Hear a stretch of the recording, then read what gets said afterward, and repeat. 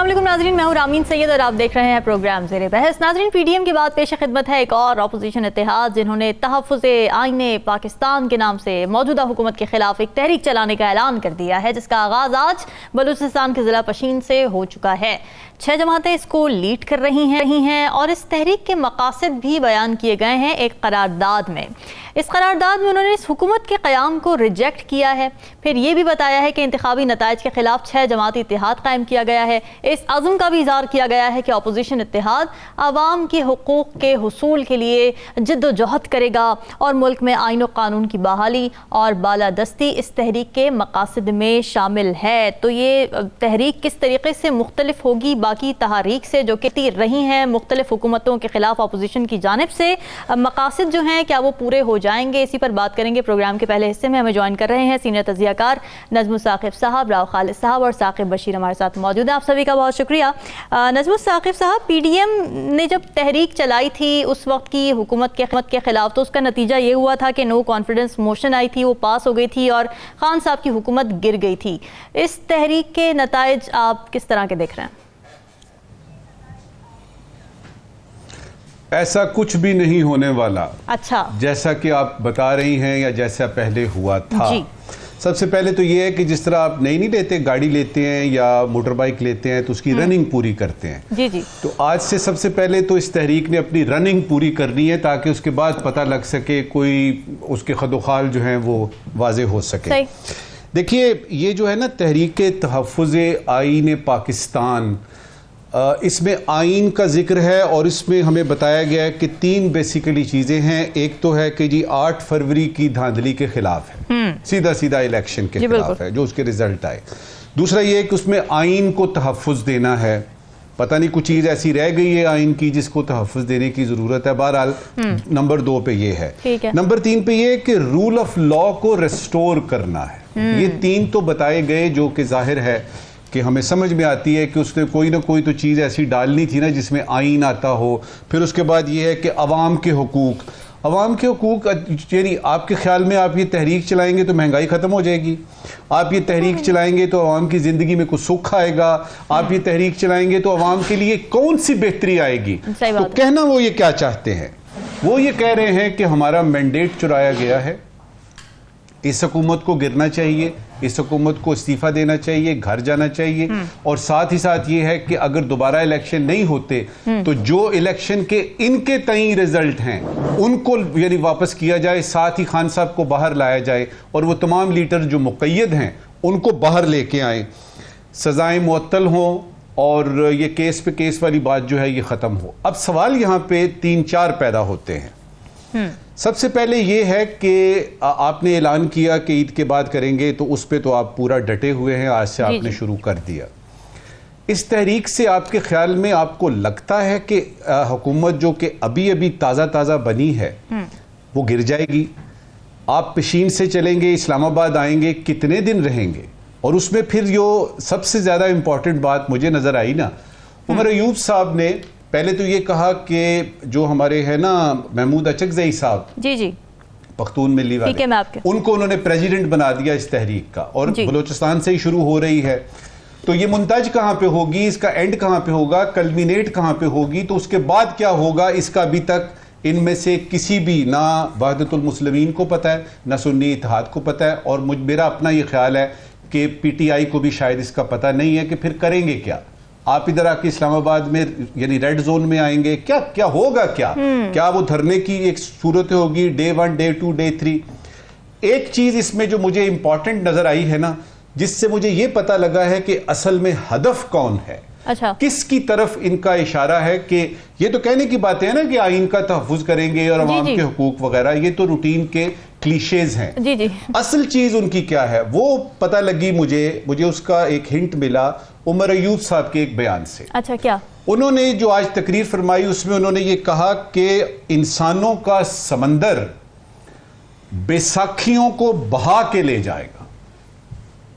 बैसाखियों को अब बैसाखियां कौन सी हैं जिनके बलबूते पे या जिनके सहारे ये हुकूमत चल रही है? जी जी। मैं और आप, हमारे करोड़ों जो देखने वाले आपके हैं, वो जानते हैं कि ये बैसाखियां कौन सी हैं। जी जी। जो मुझे बात समझ नहीं आई वो ये है कि ये किन इंसानों की बात कर रहे हैं जिनका समंदर बनेगा? क्या इसमें मुस्लिम लीग के भी लोग शामिल हैं? क्या इसमें पीपल्स पार्टी और बाकी पार्टियों के भी लोग शामिल हैं? मौलाना तक तो शामिल नहीं है इसमें। सही बात है। अच्छा, फिर ये है कि वो तमाम जो गरीब तबका है, क्या वो इस समंदर में शामिल है? क्या इसमें सारे स्टूडेंट्स, सारे जो यानी ट्रेड यूनियंस और ये सारे बैंकर, ये सारे शामिल हैं? मेरे ख्याल में नहीं है। तो इनका ये कहना कि इंसानों का समंदर, ये एक तकरीरी, आप समझ लीजिए कि फिगर ऑफ स्पीच है। मेरा नहीं ख्याल कि इंसानों का समंदर होगा। और अगर किसी वजह से कि क्यों ये लोग शामिल नहीं है, जबकि तहरीक इंसाफ ये दावा कर रही है या ये इत्तेहाद ये दावा कर रहा है कि हम आवाम के हुकूक के लिए जद्दोजहद कर रहे हैं, तो फिर आवाम ही इसमें शामिल नहीं है, वो क्यों? वो अवाम शामिल होंगे तो पता लग जाएगा ना। दा गज़दा मैदान दे, अभी आज शुरू हुई है, थोड़ी देर बाद आप देख लेंगे कि ट्रकों और डालों और पिकअप्स के अलावा, गाड़ियों के अलावा अवाम किधर है? ठीक है, अवाम सामने आएगी उस वक्त कि अवाम भी शामिल है। फिलहाल ये लग रहा है कि ये इन 6 पार्टियों का इत्तेहाद है। इन्होंने एक तहरीक शुरू की जिसका नाम आपने यानी अपने इंट्रो में बता दिया, मैंने भी कह दिया कि तहरीक तहफ़्फ़ुज़ आईन पाकिस्तान। जी। इस वक्त की आखिरी बात, ये जो तहफ़्फ़ुज़ आईन पाकिस्तान है, क्या ये खान साहब के जो 4 साल गुजरे उसमें ठीक था कि नहीं था? और फिर ये है कि ये तहफ़्फ़ुज़ आईन पाकिस्तान का ये मतलब कि 8 फरवरी के इलेक्शन के नतीजे हमारे मुताबिक निकले, क्या ये बात, इसमें दलील है कि नहीं है, ये आने वाला वक्त बताएगा। लेकिन मैं इस वक्त की आखिरी बात करूंगा कि इस एजिटेशन से, इस जलसे जुलूस से कुछ नहीं होगा। ठीक है। राव खालिद साहब, ये तहफ़्फ़ुज़ आईन पाकिस्तान के नाम से तहरीक चला रहे हैं, ज़ाहिर लीड कर रही है पीटीआई, मेजर पार्टी है इसके अंदर। पीटीआई के अपने दौर में आइन को कितना तहफ़्फ़ुज़ हासिल था, ये सवाल भी उठता है, क्योंकि जिस तरह के कुछ फैसले लिए गए, फिर विक्टिमाइजेशन देखी गई बहुत बड़ी तादाद में, फिर तहरीक इंसाफ के अपने दौर में जिस तरह से असम्बलियाँ तहलील कर दी गई थी, जिसका खुद सुप्रीम कोर्ट ने ये कह दिया था कि ये गैर आइनी अमल था स्पीकर का। क्या उनके पास मॉरल हाई ग्राउंड है इस तहरीक को चलाने का?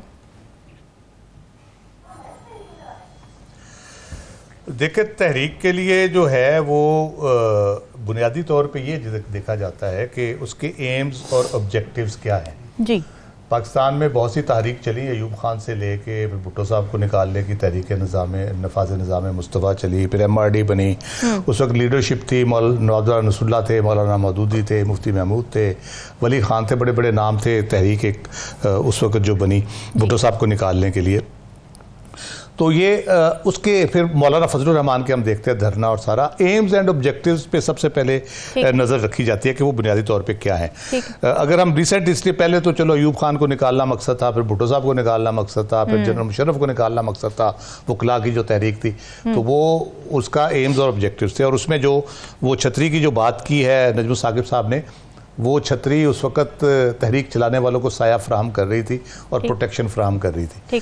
तो वो तो यकीनन इस वक्त नहीं है। ठीक है। लेकिन अगर हम मुस्लिम लीग नवाज़ के बयानात सुने तो उनके बयानात से हमें पता चलता है कि वो छतरी तो नहीं है, लेकिन छोटे मोटे कोई ना कोई साहिबान, छोटे छोटे उनको कोई मुयस्सर हैं कहीं से, जो वो इल्ज़ाम लगाते हैं। ठीक है। तो वो छतरी पूरी नहीं, लेकिन उसके कुछ ना कुछ हिस्सा कहीं से उनको कुछ एलिमेंट्स जो है वो उनके बकौल वो मदद करते हैं उसकी।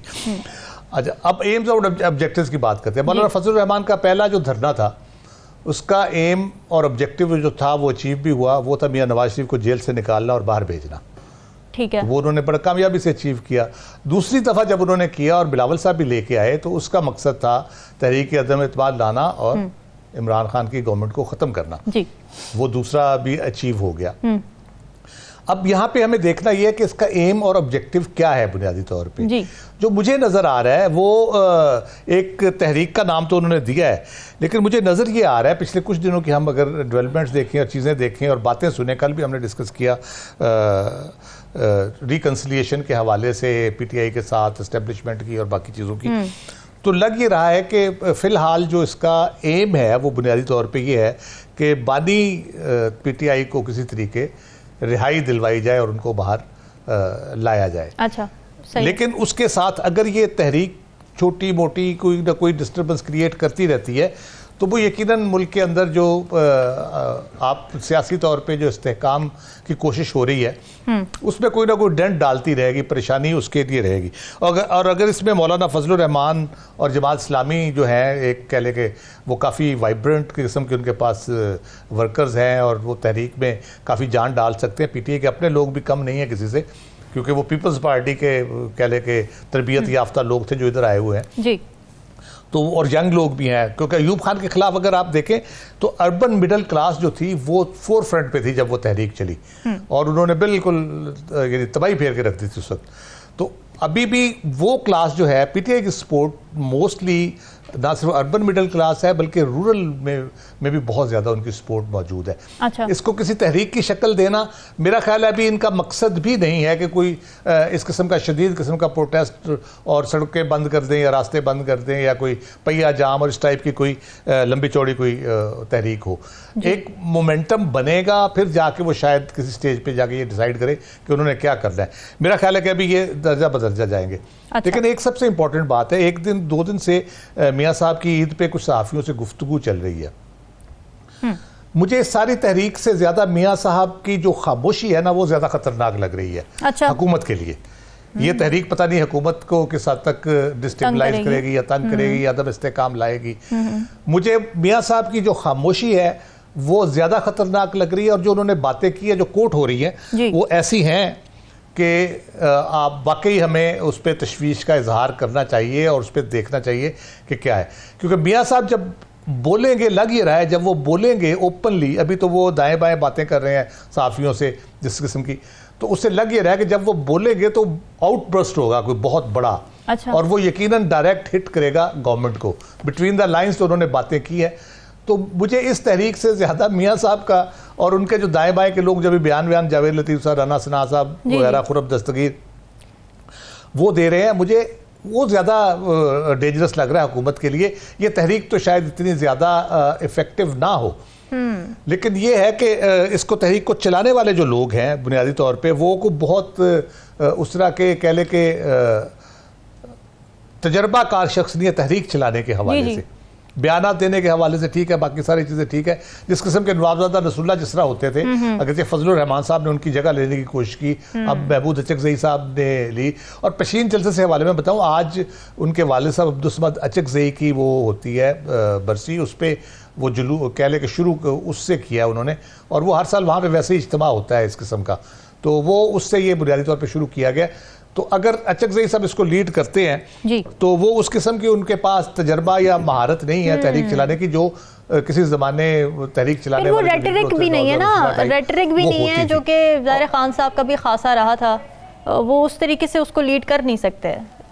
ठीक है साकिब, आपकी तरफ आती हूँ। वो जब खान साहब बाहर आएंगे तो फिर शायद उसमें हाँ फिर वो रेटरिक भी आ जाए, फिर कोई बयानिया भी बन जाए। अच्छा जी साकिब, ये बताइए कि ये जो तहरीक अब चलाई जा रही है, मैंडेट वापस लेना इसका बुनियादी मकसद नज़र आ रहा है जो छीना गया है अपेरेंटली, तो अब क्या ये तहरीक आपकी दानिस्त में मैंडेट लेने के लिए एक तहरीक काफ़ी होगी, या फिर पीटीआई को अपनी स्ट्रैटेजी भी बदलने की ज़रूरत है? अपने दरवाजे ना सिर्फ मुख्तदिर हलकों जो कि खुले रहते हैं उनके लिए तो पीटीआई के दरवाजे, मगर पॉलिटिशियंस के लिए भी अपने दरवाजे खोलने की ज़रूरत है। एक तो अभी ये इब्तदा है, ये तहरीक जो है वो क्योंकि पीटीआई जो है वो ये क्लेम करती है, उनका ये दावा है कि वो मैंडेट उनका चोरी हुआ है, बहुत बड़े पैमाने पे चोरी हुआ है। इसके अलावा वो इमरान खान साहब को जेल से बाहर जो है वो निकालने की कोशिश में है। तो मजमूई तौर पर उनका जो अभी इब्तदाई तौर पर यही लग रहा है कि वो इमरान खान साहब को बाहर निकालें, लेकिन आगे चलकर ये तहरीक जो है वो ज़ोर पकड़ सकती है। लेकिन क्या ये तहरीक जो है वो हुकूमत को गिराने या बहुत बड़े पैमाने पर हुकूमत को डंड डालने में कामयाब हो जाएगी? मेरा नहीं ख्याल कि अभी तक की जो सूरत हाल है, जो सिचुएशन है, इसमें हो सके। अगर हम पिछली सिर्फ जो है वो 2 दिहाइयों का मवाजना करें तो जब जनरल मुशर्रफ थी, काफ लीग की हुकूमत थी, तो उस वक्त उनको हटाने के लिए एक वकला तहरीक जो है वो एक कामयाब हुई और उसके पीछे भी बहुत सारे अवामिल हैं जिसकी वजह से वो जो है वो कामयाब हुई। और उसके बाद 2008 में जब पीपल्स पार्टी की गवर्नमेंट आई तो उसके बाद एक डिबेट शुरू हो गई कि ये हुकूमत 1 साल चलेगी 2 साल चलेगी, लेकिन हमने देखा कि जैसी तैसी थी वो 2013 तक चली। फिर 2013 में मुस्लिम लीग नून की हुकूमत आई तो उसके खिलाफ 2014-15 में जो धरना हुआ वो धरना एक एक्सट्रीम लेवल था, 126 दिन का धरना था। उस वक्त जो डॉक्टर ताहिर कादरी उनकी जमात थी वो बड़े एक्टिव थे, उनके लोग चार्ज थे, सारे वो लाए, इतने दिन वो बाहर बैठे रहे पार्लियामेंट के, मतलब उन्होंने बहुत जी वो वहां पे चले गए, इतने एक्सट्रीम लेवल पे वो गए। लेकिन इसके बावजूद भी वो धरना उसको डंट तो उसने डाला, कमजोर किया उस जो पार्लियामेंट को, लेकिन यह है कि वो हुकूमत को नहीं हटा सके। उसके लिए फिर पनामा आया और मजीद चीजें हुई। उसके बाद जो है वो नवाज शरीफ साहब तो हट गए लेकिन हुकूमत नून लीग की रही। 2018 में जब इमरान खान साहब आए तो उस वक्त उनके खिलाफ पूरी अपोजिशन मुतहिद थी शुरू में, लेकिन उन्होंने कोई तहरीक शुरू नहीं की। बाद में मौलाना जो है वो धरना यहाँ पे उन्होंने दिया, लेकिन इसके बावजूद भी आखिर में फिर 2022 को उनके खिलाफ अदम एतमाद ही लाना पड़ी, जो हुकूमत को हटाने का एक वाहिद जो आईनी तरीकाकार है उसी आईनी तरीकाकार के मुताबिक वो हुकूमत हटी। अब 2024 में ये गवर्नमेंट आई है तो मेरा नहीं ख्याल कि कोई बहुत एक्सट्रीम लेवल पे आप ये कहें। ये हो सकता है कि जो मैंडेट है उसके हवाले से कुछ चीज़ें आगे चलकर कोई कमीशन बन जाए, कोई उसकी तहकीकात शुरू हो जाए कि मैंडेट चोरी हुआ है नहीं हुआ, मैसिव लेवल पे हुआ है या जो है वो ये इरेगुलरिटीज़ हैं, या जिस तरह 2014 का धरना था वहाँ 4 हलकों की बात होती थी तो 4 हलके बाद में खुले कमीशन भी बना, सुप्रीम कोर्ट ने वो मामला देखा। लेकिन अब भी इसी तरह सिनेरियो जो है आगे बढ़ सकता है। उसकी एक और वजह भी है क्योंकि ये 6 जमाती इत्तेहाद है। अब 6 जमाती इत्तेहाद में हम ये देखते हैं कि किसका कितना स्टेक जो है वो इस सारी जो अभी जो एहतजाजी तहरीक शुरू हुई है उसमें कितना स्टेक है।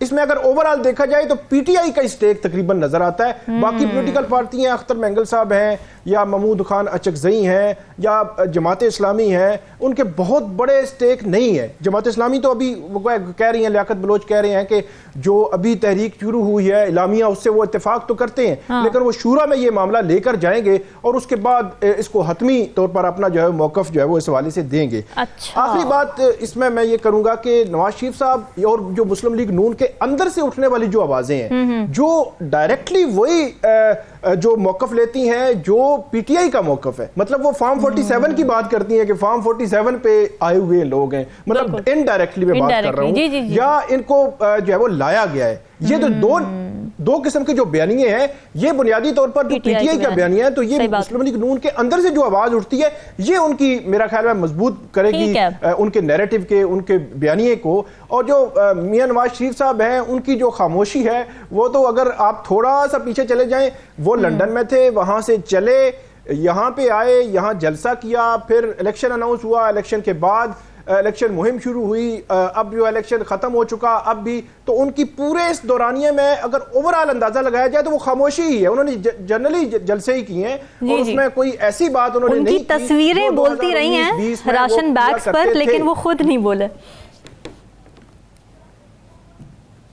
जी बिल्कुल, वो खुद इस तरह नहीं बोले। अब ये बात भी जो है वो आज या कल से ये आ रही है और जो सहाफ़ी मिले हैं अभी जो आखिरी रमज़ान के दिनों में जब अफ्तारी पे कोई सहाफ़ी मिले हैं तो वहाँ के हवाले से ये बात भी आ रही है कि शायद जो 6 जजेस वाला जो मामला है सुप्रीम कोर्ट ऑफ पाकिस्तान में, उसमें नवाज शरीफ साहब जो है वो फ्रीक बने और वो कहें कि 2018 में उनके साथ जो कुछ हुआ और जैसे शौकत सिद्दीकी ने जो इंकशाफात किए थे उस तनाजुर को भी देखा जाए। सिर्फ जो है 2024-23 को ना देखा जाए, 2017-18 के मामलात को भी ये बड़ा जरूरी है कि जहां जहां पर मिसकंडक्ट हुआ है, जहां जहां पर अनफेयर ट्रीटमेंट, अनफेयर सजाएं दी गई, उन सबको ही देखा जाए। और ये तहरीक जो अब चलने जा रही है, अब आने वाला वक्त बताएगा कि ये तहरीक क्या सूरत इख्तियार करती है और जो मकासद वज़ा कर दिए गए हैं वो पूरे हो पाते हैं या नहीं। आई लेते हैं ब्रेक, स्टे विद अस।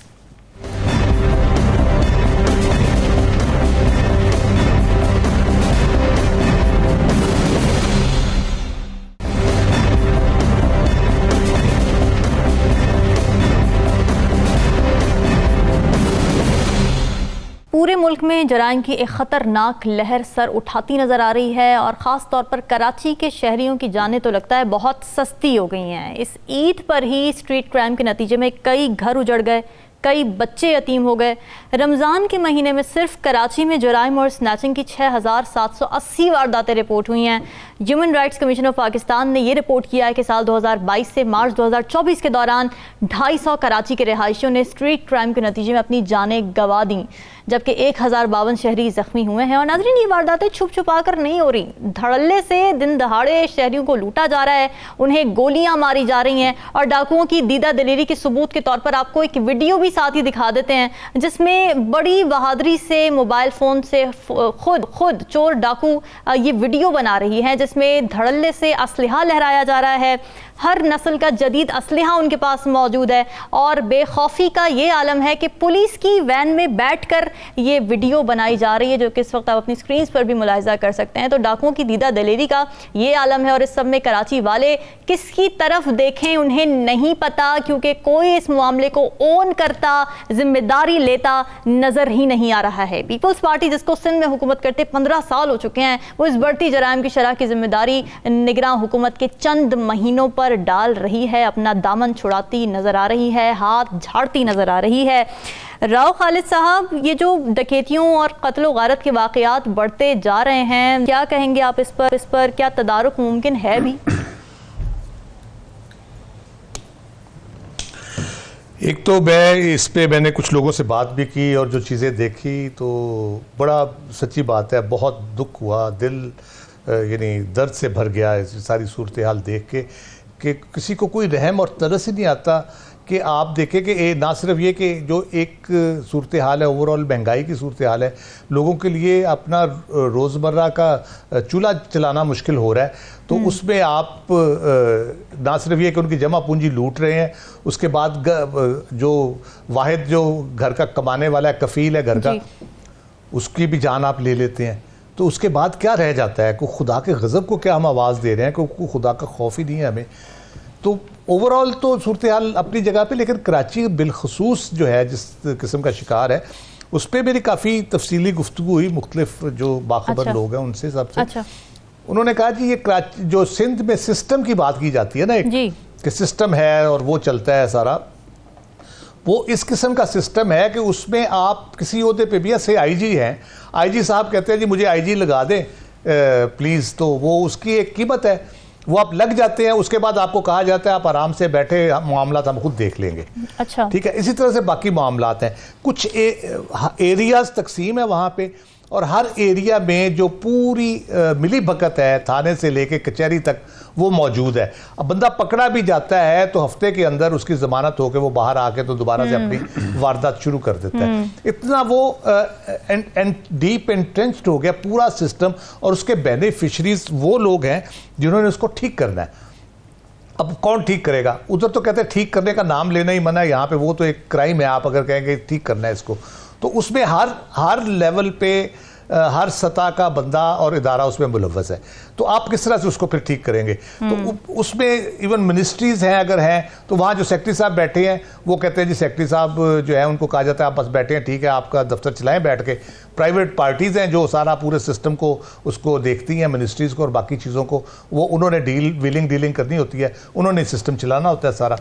तो ऐसे माहौल में जब आप किसी बेहतरी की बात करेंगे, किसी इम्प्रूवमेंट की बात करेंगे, वो नहीं होगी। जिन लोगों ने इम्प्रूवमेंट करनी है, जिन्होंने उसको ठीक करना है, वो उस पूरे हिस्सा है, उस पूरे माफिया का, उस नेटवर्क का, और सहूलतकार है, तो फिर आप पैसे ठीक करेंगे। तो उसका नतीजा यही निकलना था कि आप देख लें जो सूरत हाल वहाँ पे है, आए दिन जो मामला जिस तरह से हो रहे हैं, मुझे खदशा ये है कि ये जो कराची वाला और सिंध वाला सिस्टम है ये बाकी सूबों तक ना फैल जाए। थोड़े बहुत आसार नज़र आ रहे हैं लेकिन वो फैल ना जाए। मतलब इस्लामाबाद बड़ा पुरअमन शहर होता था, और यहाँ पे अब जिस किस्म की वारदातें शुरू हो गई हैं, क्राइम शुरू हो गए, आप भरे पूरे मरकज़ में बैठे हैं, लोग बैठे चाय पी रहे हैं, तो 50-100 बंदा बैठा है, लोग आते हैं बाइक पे गन निकाल के सबसे फटाफट फ़ोन लेके भाग जाते हैं, कोई पूछने वाला नहीं है। आप गली में खड़े होकर फ़ोन सुने, फ़ोन छीन के चले जाएंगे।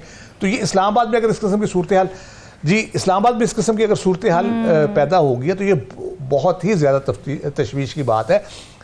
किसी ज़माने में होता था 80s में, कि जो जहाँ पे पुलिस को मिली भगत करती थी तो वो उस पर नज़र रखी जाती थी और ये देखा जाता था, मुख्तलिफ अफसर किसी इलाके में पोस्ट होते थे, वहाँ वारदातें जब बढ़ती थी तो उसका इलाका चेंज किया जाता था। वो जिस इलाके में जाता था अगर वहाँ भी वारदात बढ़ रही तो फिर उसकी इन्वेस्टिगेशन होती थी। ये बंदा जहाँ पोस्ट होता है तो पुलिस वाला है ये मामला भी कि ये वारदातें भी या ये जो जराइम पेशा लोग हैं इनकी भी पुश्त पनाही पॉलिटिकल गवर्नमेंट्स कर रही हैं, पॉलिटिकल पर्सनालिटीज़ कर रही हैं, तो फिर तो पुलिस क्या ही कर सकती है? राव खालिद साहब,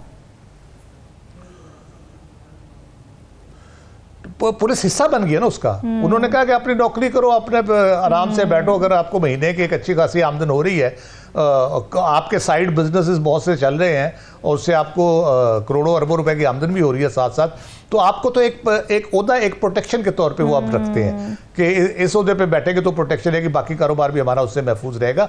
उनका मकसद वो नहीं है। आप पोस्टिंग जिस तरह से होती हैं, जिस यानी जोर शोर से किया जाता है, इसरार करके कि ये बंदा यहाँ पे होगा, तो उससे आप अंदाजा लगा लें, उनको पता है ये बैठा रहेगा, इसने कोई बात नहीं करनी, ना इसे रेजिस्ट करना है। तो ऐसे माहौल में आप इम्प्रूवमेंट की जब आप गुंजाइश करते हैं तो वो उसमें फिर मेरा ख्याल है कि ये एक बहुत मुश्किल टास्क है, क्योंकि मेरी जिन लोगों से बात हुई उन्होंने कहा कि इसको ठीक करना नामुमकिन है, कराची की हद तक और सिंध की हद तक। अब आई डोंट नो वो दुरुस्त कह रहे हैं, गलत कह रहे हैं।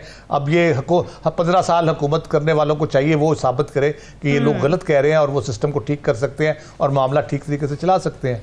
जी बिल्कुल ठीक है। नजमुल साकिब साहब, क्या सिंध हुकूमत का ये कह देना टीवी पर आकर कि जी ये तो निगरान हुकूमत के दौर में शरह बढ़ी है, उनकी जानिब से पॉलिसीज़ ऐसी थी, ख्याल नहीं रखा गया, क्या लोग ये सुनना चाहते हैं उस गवर्नमेंट से जिसको उन्होंने वोट दिया है कि जी हमारी तो जिम्मेदारी नहीं थी? क्या इस तरह उनके ज़ख्मों की मरहम पट्टी होगी? देखिए, जिस बयान की तरफ आप बात कर रही हैं ना, ये खुर्शीद शाह साहब ने दिया है जी, उन्होंने भी और दिया। उन्होंने साथ में ये भी कहा है कि बुनियादी वजह ये है कि पुलिस के पास जो है वो जदीद असलहा नहीं है जी। ये उन्होंने उसकी तो डाकुओं के पास ये जदीद असलहा कैसे आया? ये भी सवाल है। मैं जब इस सूरत ये तो उनसे कोई सहाफ़ी को किसी को पूछना चाहिए था। इसका जवाब मुझे भी पता है और आपको भी पता है। देखिए, इस वक्त जो सूरत हाल है ना, मैं जब इस सारी सूरत हाल का तज्जिया करता हूं तो मुझे पता लगता है कि 4 किस्म के ये वाक़यात हैं जो कि अचानक पिछले 2, 2.5, 3 हफ्तों से पेश आने शुरू हो गए। पहले भी आते थे जी। पहली बात तो ये है कि ये वो वाक़यात हैं जो रिपोर्ट हो रहे हैं। बेशुमार वाक़यात ऐसे हैं जो कि रिपोर्ट ही नहीं होते और हमें दोस्त बताते हैं, हमारे जानने वाले व्हाट्सएप पे शेयर करते हैं। तो ये तो हो गई पहली बात। वो 4 लोग यानी किस किस्म के हैं? वो पहली उस पे किस्म आती है जिसमें बस को रोक के, आईडी कार्ड देख के और पंजाब के कुछ लोगों को अलग करके तर गोलियां चलाई जाती हैं। टारगेटेड किलिंग, खौफ फैलाने के लिए। दूसरा उसमें यह है कि ये जो छोटे मोटे जराइम करने वाले लोग हैं ना, मोटरसाइकिलों पे बैठे, कहीं रुके, किसी का पर्स छीन लिया, किसी को पिस्तौल दिखा के कुछ वो यानी किसी मेडिकल स्टोर पे चले गए, चीजें ले ली, ये दूसरी किस्म है। तीसरी किस्म आपकी ये कच्चे और पक्के के डाकुओं की है जो कि मुसलसल चलती आ रही है, अब जरा थोड़ा बढ़ावा आ गया है। चौथी किस्म है बलोचिस्तान में जिस तरह से कि दहशत गर्दी की एक नई लहर, जिसमें कि नोशकी का वाकया, फायरिंग, हलाकतें वगैरह। बिल्कुल। अब यहां पे 3-4 बुनियादी सवाल पैदा होते हैं। पहला सवाल, क्या खौफ फैलाया जा रहा है या वाकई कोई लॉ एंड ऑर्डर की सिचुएशन है जिसकी तरफ हुकूमत को, सूबाई हुकूमतों को भी और मरकजी हुकूमत को भी तवज्जो देनी है? क्या खौफ फैलाया जा रहा है कि वाकई कोई लॉ एंड ऑर्डर सिचुएशन है? दूसरा यह कि दुश्मन बाहर से है कि अंदर से है, इसका भी फैसला करना बड़ा जरूरी है। तीसरा यह है जो कि मेरा अपना जाती ख्याल है कि इनमें से अक्सर जुराइम जो हैं वो इसलिए हो रहे हैं कि मुल्क की माशी सूरत हाल बहुत बुरी है, लोग बेरोजगार हैं, गुर्बत की वजह से तंग हैं और इन चीज़ों में वो शामिल हो रहे हैं, यानी अपनी मर्जी से नहीं, मजबूरी के तहत। तो बात कहाँ पे आके मुंतज हुई, कहाँ पे आके रुकी कि ये मुआशरती मसला भी है, मुआशी मसला भी है और लॉ एंड ऑर्डर का भी मसला है। अब यह है कि खुर्शीद शाह साहब ये कह के जान नहीं छुड़ा सकते कि जी पिछली हुकूमत जो थी निगरान हुकूमत, आपकी तो पीपल्स पार्टी की इतने अरसे से हुकूमत है।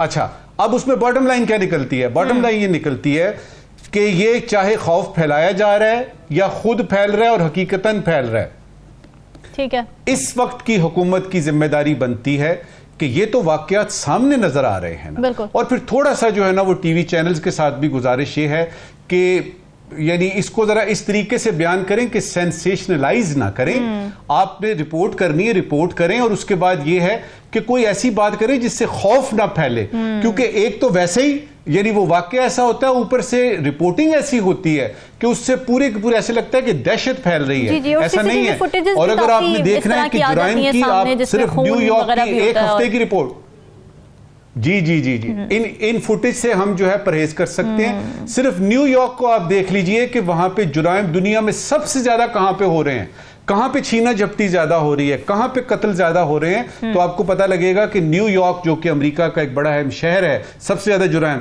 उसमें होता क्या है, वो रिपोर्ट नहीं करते और उसको अपने तौर पे डील करने की कोशिश करते हैं। लेकिन सर यही बात है ना कि वहाँ डील तो हो रहा है, लॉ तो है ना, लॉ के जरिए पकड़े तो जा रहे हैं, एटलीस्ट वहां पर लोग सजाएं हो रही हैं।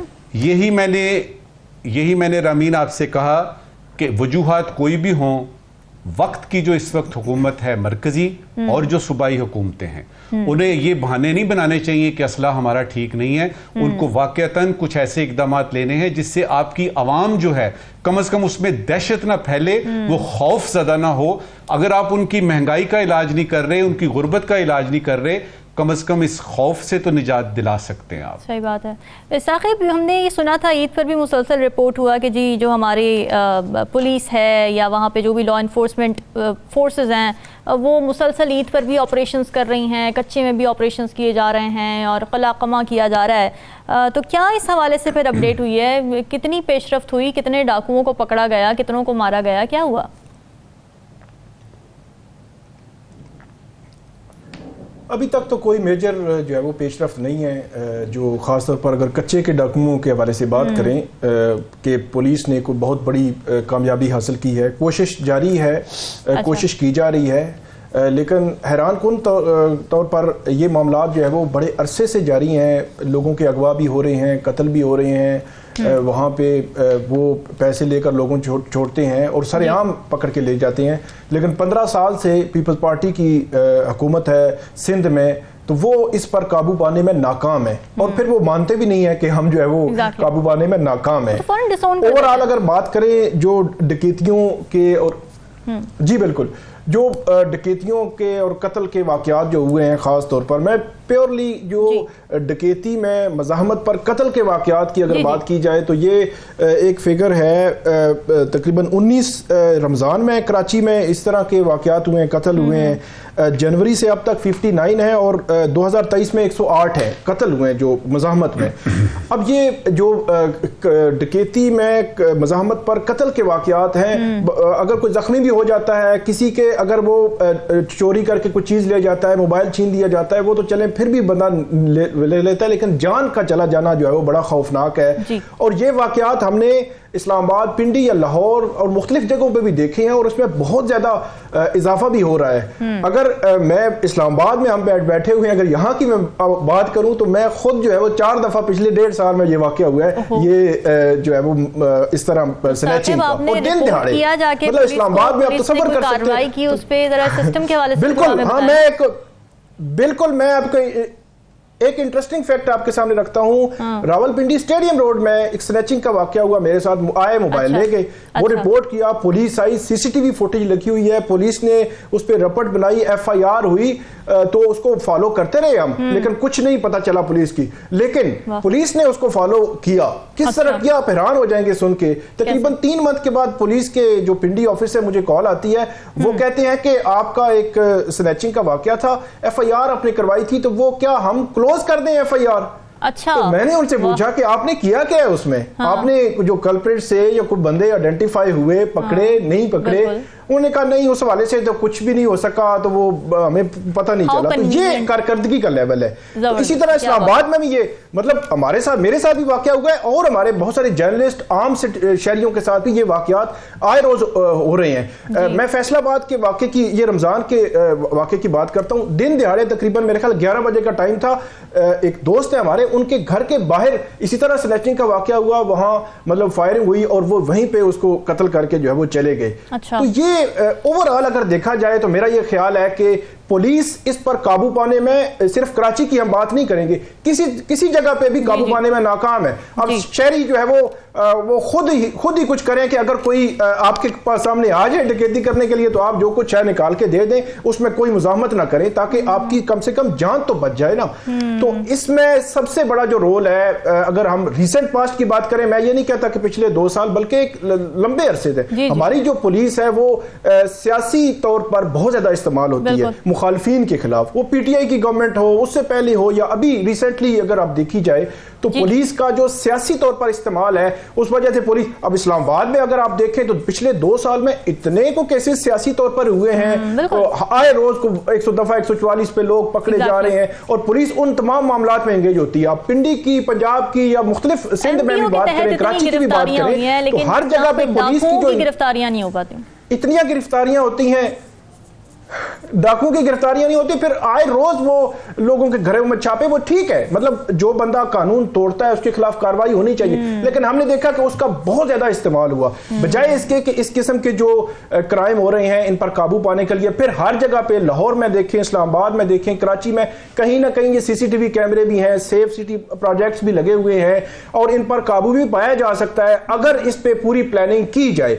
आज की अगर हम बात करें तो कोई प्लानिंग नहीं है, कोई जो है वो प्रोग्रेस नहीं है। अब इसमें फिर बात वही है कि फिर शहरियों को अपने तहफ़्फ़ुज़ के लिए फिर उनके पास यही फार्मूला बचता है कि जो फिर आपके पास आ जाए, फिर जो लेकर जाना चाहता है वो उसको दे दे, और लोग दे भी देते हैं। अब लोग जो है वो जाने तो नहीं दबा सकते, वायलेंट होना शुरू हो गए हैं, जो कि मजीद एक खतरनाक बात नजर आती है। अभी कुछ पिछले दिनों ये वाक़या हुआ था कि किसी को, चोर को पकड़ के बहुत ज़्यादा मारा था और उसको तशद्दुद करके कत्ल कर दिया था जो शहरी थे, क्योंकि वो इतने ज्यादा एग्रीवेट हो चुके हैं, इतने ज्यादा बिल्कुल, ये भी बड़ा खौफनाक ट्रेंड है कि लोग खुद कानून को हाथ में ले लेते हैं, क्योंकि जिस डाकू को जिसको पकड़ कर पुलिस के हवाले किया जाता है फिर उसको उस तरह प्रोसिक्यूट भी नहीं किया जाता।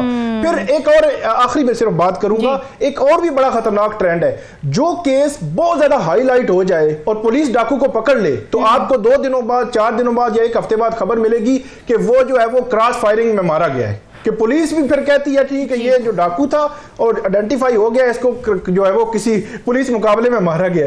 तो मतलब दोनों तरफ की जो इंतहाएं है ये दुरुस्त नहीं है। मेरे ख्याल में आइन और कानून के तहत ही सोसाइटी को चलना चाहिए और पुलिस को, हुकूमतों को भी इस हवाले से मजबूत पॉलिसी बनानी चाहिए। बिल्कुल ठीक है। नाज़रीन, डिस्कशन का सिलसिला जारी है, वक्त वेस्ट विद अस।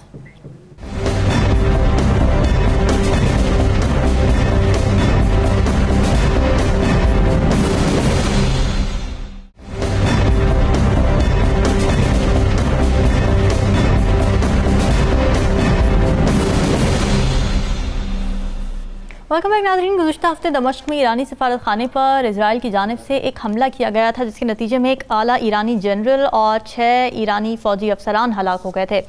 इस हमले पर ईरान ने इजराइल को जवाबी कार्रवाई की धमकी दे दी है। फिर अमेरिका ने इजराइल को खबरदार किया है कि ईरान क्रूज़ मिसाइल से लैस होकर 1-2 रोज़ में यह हमला कर सकता है।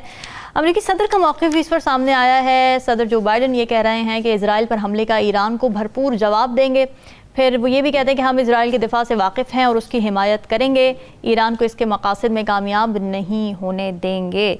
नजमुल साकिब साहब, ये सूरत हाल कितनी तशवीशनाक हद तक डेवलप होती जा रही है, और अगर इन 2 ममालिक यानी इजराइल और ईरान के दरमियान जंग छिड़ गई खुदा ना खास्ता, तो फिर खित्ते पर क्या असरात होंगे इसके? देखिए रामीन, 1948 में इजराइल बनता है और 1948 से लेके अगर हम इजराइल और ईरान के ताल्लुकात देखते हैं तो 1978 तक, जिसके बीच में के अरब इजराइल जंगें भी होती हैं, तो ईरान को इतना ज़्यादा मुखालिफ नहीं था। लेकिन आयतुल्लाह रूहुल्लाह ख़ुमैनी आते हैं, 1979 का रेवोल्यूशन आता है, तो खुल के वो कहते हैं कि जी ये इजराइल जो है ना ये ठीक नहीं है। और फ़लस्तीन का जो मसला है उस वक्त से लेके अब तक अगर आप देखें तो उसमें आपको नज़र आएगा कि हिज़्बुल्लाह जिस तरह से है और हमास की हमायत जिस तरह से ईरान करता है, और वो ये दोनों जो यानी वो हैं एलिमेंट्स हैं ये इजराइल के ख़िलाफ़ हैं। उस वक्त से लेके अब तक हम आ जाएं तो हमें पता लगेगा कि कुछ वजूहात हैं इसकी कि इजराइल को कुछ मसाइल हैं ईरान से और ईरान को कुछ मसाइल हैं इजराइल से। अच्छा। अब उसमें जो एक मेजर मसला पिछले कुछ बरसों से आ गया वो है कि जो मशरिक़ वुस्ता है उसमें असर रसूख किसका ज़्यादा होना चाहिए, और यहाँ पे आके मेरे जवाब का जो है ना वो पहला हिस्सा ख़त्म होता है। दूसरा हिस्सा, एक स्ट्रैटेजी होती है, मिलिट्री स्ट्रैटेजी, जो कि यानी वर्ल्ड वॉर 1 में, वर्ल्ड वॉर 2 में ख़ास तौर पे हमारे सामने आई कि आप अगर चाहते हैं कि दुश्मन को यानी आप जाके मार दें या उसके ऊपर हमला करें, कुछ तबाह कर दें, तो आप उसको प्रोवोक करते हैं, आप उसको उभारते हैं इस चीज़ पे कि वो आप पे हमला करे। मिसाल के तौर पे जो दूसरी जंग अजीम में हिटलर ने कई दफ़ा कहा कि मैंने लंदन पे बॉम्बिंग नहीं करनी, और चर्चिल साहब ने जो है वो उनको मजबूर कर दिया कि आखिरकार वो यानी लंदन पे बॉम्बिंग की, यानी जर्मनी ने, और उसके बाद ही दुनिया भर ने हिमायत शुरू कर दी कि देखिए जी अब तो लंदन पे भी बॉम्बिंग हो गई। इसमें ईरान का मौक़िफ़ बड़ा असूली है, और वो ये है कि वो रेस्ट्रेंट दिखा रहा है।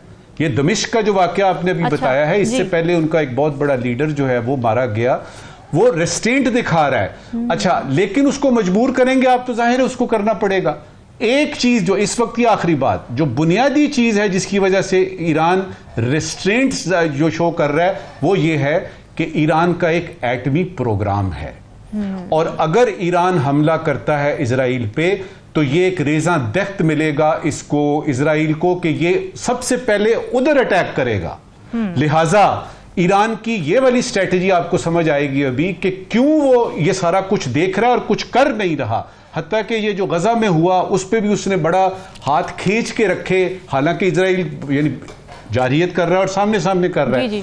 तो इस एटमी प्रोग्राम को बचाने के लिए, और इसकी वो आखिरी हद तक कोशिश करेगा। इस वक्त की आखिरी बात, अगर कल को एटमी प्रोग्राम इसका अनाउंस होता है और ये कंडक्ट करता है अपना प्रोग्राम ईरान, उसके बाद दमिश्क वाला वाकया तो कोई बाद की बात है। जरा सी भी बात हुई तो फिर देखिए कि ईरान इजराइल के साथ क्या करता है। जहां तक जंग छिड़ने की बात आपने की है, मेरा नहीं ख्याल कि जंग छिड़ रही है ईरान, और उसमें एक आध हमले दाएं बाएं ये चलता रहेगा। ठीक है, राव खालिद साहब, आपको क्या लगता है ईरान आगे बढ़ेगा इस मामले में? देखिए, अभी तक जो उसकी स्ट्रेटजी हमें नज़र आई है वो काफ़ी उसने जिक उठाई है इसराइल के हाथों, अमेरिका के हाथों, जिसमें जो एक टारगेट उनके लोगों को किया गया, दो किस्म के लोगों को किया गया। एक उन लोगों को जो फ़ौज से ताल्लुक़ रखते थे, जनरल सुलेमानी, कासिम सुलेमानी थे, फिर उसके बाद जनरल सैयद रज़ा मूसवी थे जो उनके सेकंड इन कमांड थे, दिसंबर 2023 में उनको किया गया। अभी जो दमिश्क में हुआ जनरल मोहम्मद रज़ा ज़ाहिदी, उनको भी कहा जाता है कासिम सुलेमानी के करीबी थे। अब कासिम सुलेमानी साहब के साथ उनको क्या मसला था, वो कहते थे इन्होंने वो फोर्स तैयार की है जो हिजबुल्लाह और हमास को सारे सपोर्ट करते हैं, उनको ट्रेन करना, उनको असला देना, और जो इंटरेस्ट है, अमरीकी इंटरेस्ट, उन पे हमले उनसे करवाए गए, इराक के अंदर भी करवाए गए और एम्बेसीज पे भी करवाए गए। तो उन्होंने वो एक टारगेट। दूसरा, उनके न्यूक्लियर प्रोग्राम से जो मसाइल हैं अमेरिका को और इसराइल को, तो उनके जो न्यूक्लियर साइंटिस्ट है, दूसरा टारगेट उनका वो रहे। तो उसके ऊपर उन्होंने ऑफ एंड ऑन किया। एक जो जनरल सुलेमानी के जवाब में उन्होंने एक जो इसराइल का एक शिप था उस पर अटैक किया जिसमें 2 उनके बंदे मरे। वो असला लेके जा रहा था, कह ये रहे हैं, लेकिन कह रहे हैं आयल का शिप था लेकिन असला नहीं था उसमें। इनकी एक हिस्ट्री है इस किस्म की सारी। लेकिन उसमें ये बिल्कुल सही कहा नजम साकिब साहब ने, ईरान ने बड़ा अक्लबंदी से बड़ा रिस्ट्रेंट का किया है। शेडो वॉर इसको कहते हैं। ये जो शेडो वॉर हो रही है और शाम के अंदर जो अटैक कर रहा है इसराइल ईरानी इंटरेस्ट के ऊपर, वो वार ऑफ वार्स उसको कहता है। अच्छा, तो ये इसको खुली जंग में तब्दील करना जो है वो बुनियादी तौर पे इसराइल भी नहीं चाहेगा, और ये हाथ ईरान के है कि ईरान के इसको खुली जंग में तब्दील करता है। डायरेक्ट ये कह लें कि डायरेक्ट इसराइल पे अटैक करके या किसी अमेरिकी इंटरेस्ट पे अटैक करके। अभी अमेरिकी इंटरेस्ट का तो इसलिए सवाल पैदा नहीं होता क्योंकि अमेरिका के बराह रास्त उस तरह से उसमें नहीं है मौजूदा जो वाक़यात हुए हैं। लेकिन अगर इसराइल में वो अटैक करता है, किसी किस्म का भी अटैक करता है, तो वो एक प्रॉम्प्ट कर सकती है खुली वॉर। कुछ लोग इसको जोड़ रहे हैं बाइडन के इलेक्शन कैंपेन से कि उनको चाहिए होती है कि कोई ऐसी सूरत हाल के जंग में उनके जो इनकम्बेंट है उसके री इलेक्शन का वो चांस ज़्यादा हो जाता है, तो वो कुछ उससे जोड़ रहे हैं। लेकिन मेरा ख्याल है कि ईरान शायद रिएक्ट तो करे, लेकिन वो बड़ा बैयर्ड किस्म का होगा, कोई इस किस्म का नहीं होगा जिससे जंग की सूरत हाल पैदा हो। अगर जंग की खुली जंग हो जाती है और ये सूरत हाल पैदा हो जाती है तो पाकिस्तानी के तौर पे मुझे बड़ी तशवीश है, क्योंकि हम जिस माशी सूरत हाल से गुजर रहे हैं हमारे लिए बहुत सारी पेचीदगियाँ पैदा हो जाएंगी, बहुत से मसाइल पैदा उसमें हो जाएंगे। मशरक़ वुस्ता उसको किस तरह से देखता है, वो ममालिक किस तरह से देखते हैं, कतई नज़र उसके हमारे यहाँ जो है वो बहुत ज़्यादा इकोनॉमिक इम्पैक्ट उसका आएगा। तो उसकी वजह से हमें बहुत ज़्यादा परेशानी लाहक हो सकती है। लेकिन ओवरऑल यकीनन खित्ते के लिए नहीं, पूरी दुनिया के लिए बहुत डेंजरस होगा कि आप उधर यूक्रेन में चल रही है जंग और इधर इस तरफ महाज खुल जाए और यहाँ पे ये मामला शुरू हो जाए, तो ये तो फिर कोई एंड नहीं है इसका। फिर वो थर्ड वर्ल्ड वॉर की जो बात की जाती है, फिर वही लगता है कि हम उस तरफ चले जाएंगे। लेकिन यह है कि इससे प्रेशर बिल्ड हुआ है। दमिश्क का वाक़या तो उसने किया, लेकिन उसके बाद जो प्रेशर बिल्ड हुआ है, अमेरिका को भी बिलाकर वो कह ले कि एनफ इज़ एनफ वाली बात करनी पड़ी है। वो चाहता तो है इसराइल का तहफ़्फ़ुज़ और वो बयान भी दिया है जो बाइडन ने, लेकिन वो साथ ये भी चाहते हैं कि बस इस मसले का हल होना चाहिए और टू स्टेट जो आप वो बार बार कहते हैं, टू स्टेट जो सोल्यूशन है वही इसका हल है। अभी मैथ्यू मिलर की प्रेस कॉन्फ्रेंस उसने भी यही बात की, लेकिन वो कहते हैं डिफिकल्ट, लेकिन हल यही है। अब वो भी सोल्यूशन की तरफ जो है ना ज़्यादा उन्होंने फोर्स करना शुरू कर दिया और इसराइल को कहा है कि हमारे लिए फेस सेविंग भी दुनिया में नहीं रही, आप जिस हद तक जा चुके हैं। बिल्कुल सही बात है। साकिब, आप क्या देखते हैं, ये मामला किस तरफ जा रहा है आपकी राय में?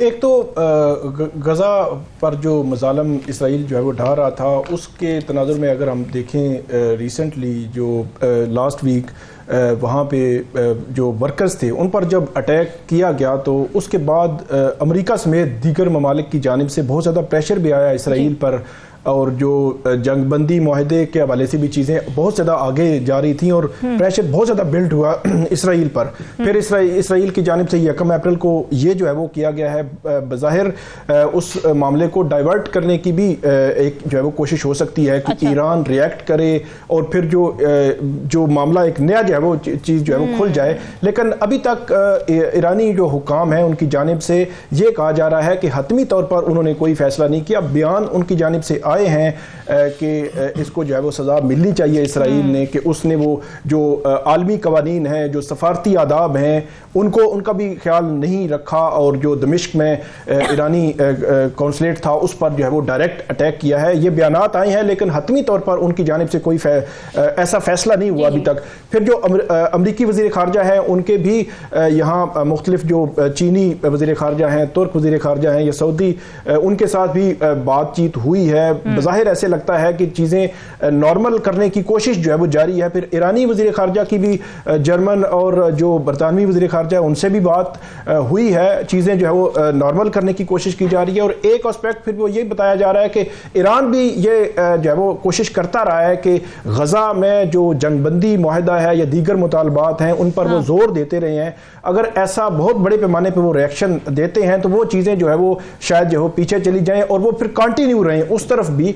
तो ऐसे लग रहा है कि शायद बहुत बड़ी कोई जंग तो ना हो, लेकिन अगर हो गई तो फिर पाकिस्तान को वही मसाइल जो है वो इकनॉमिकली, क्योंकि अगर ये 1 अप्रैल को हुआ है उसके बाद से जो दोनों तरफ से बयानबाजी का सिलसिला है, फिर अमेरिका जो है उसने भी अपनी जो यहाँ पे अफवाज हैं या इसराइल की हिफाजत के लिए जो उनके जो बेड़े हैं या दीगर जो उनके इक़दामात हैं उनको उन्होंने एक्टिव कर दिया है। फिर सदर जो बाइडन है उन्होंने भी कहा है कि ईरान हमला कर सकता है। अमेरिकी अखबार भी ये कह रहा है कि इसका मतलब ये हुआ कि टेंशन इस वक्त भी मौजूद है, लेकिन अब ये कहाँ पर रुकेगी ये तो अभी नहीं पता। लेकिन जो ऑयल प्राइसेस हैं उनके हवाले से ये कहा जा रहा है कि खाम जो तेल की प्राइसेस हैं वो ऊपर गई हैं और उसके असरात फिर पाकिस्तान पे भी जो है वो आएंगे और हमें भी फेस करना पड़ेगा। बिल्कुल सही बात है। नज़मुल साकिब साहब, आज क्या सवालात लेकर आए आप नाज़रीन के लिए? जी शुक्रिया रामीन। देखिए, अपोजिशन जलसे जुलूस शुरू करने लगी है, आज से इब्तिदा हो गई है जी। लगता है कि हुकूमत को टफ टाइम मिलेगा। ज़रूरी सवाल ये है कि मौलाना फजलुर रहमान इस वक्त क्या सोच रहे हैं? क्या वो अपोजिशन का साथ देंगे? क्या वो हुकूमत का साथ देंगे कि इस खामोशी को ही तवालत देंगे और खामोश रहेंगे? ठीक है, आज का गैर ज़रूरी सवाल। देखिए, बारिश हुई है, अभी इस्लामाबाद में मौसम बड़ा अच्छा हो गया है, लेकिन अचानक ख्याल दूसरी तरफ गया है। गंदम की कटाई का सीज़न चल रहा है, साथ ही बारिशें भी हो रही हैं, फसलें मुतासर होने का खदशा है। मेरे किसानों ने महंगे बीज खरीदे हैं और ब्लैक में खाद खरीदी है। गैर ज़रूरी सवाल ये है कि अशराफिया की सब्सिडी के साथ साथ क्या हुकूमत मेरे किसानों को भी सब्सिडी देगी कि नहीं देगी। नाज़रीन, ये सवालात आपके लिए छोड़ के फीडबैक ज़रूर दीजिएगा। हमें दीजिए इजाज़त। अल्लाह हाफ़िज़।